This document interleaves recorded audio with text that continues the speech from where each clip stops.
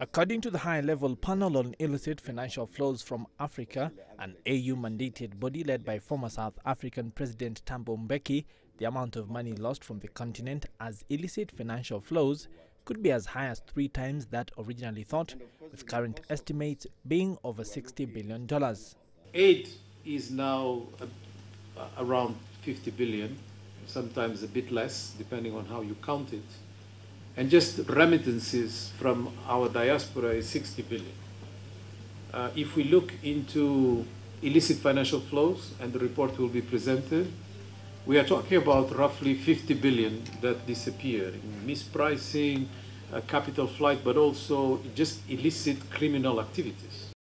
Experts indicate that large corporate entities operating in Africa are major conduits for illicit funds, and in many cases are responsible for siphoning of cash that would otherwise be paid as tax. At least 60% of these illicit outflows occur through the activities of commercial companies. It's the transnational companies that account for the bulk of the capital that is leaving the continent illegally. The panel, though, was insistent that a variety of reasons were responsible for aggravating the problem, chief among them lack of international transparency, poor information sharing, and lack of proper audit capacity.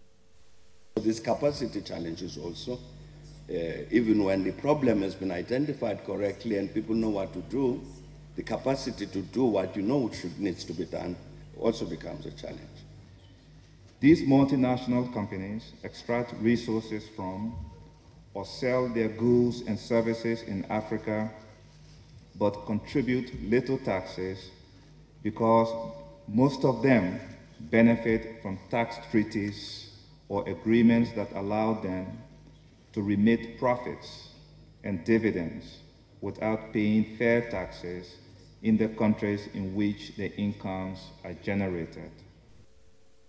The Africa Union and the Economic Commission for Africa have both called for a review of the institutional framework to tame the vice, while reviewing laws and treaties which create loopholes for multinationals to exploit while remitting funds.